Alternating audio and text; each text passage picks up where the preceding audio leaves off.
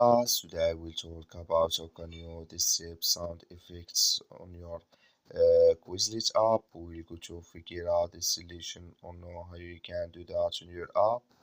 So you just follow this ways, then it's going to work with you. So all you have to do, so you just go down, click here on profile down here. You just click here on profile, it's going to take you to this list. It's going to show for you like this here. Then you click here on your settings, so then it's going to take you to next step here. Then all you have to do now, just go down here, come here to sound effects, just click in this sign or this color. Like you see color here, it's gone, that's mean here sound effects disable with us now. So that's all you have to do. I wish you I get it, that's all.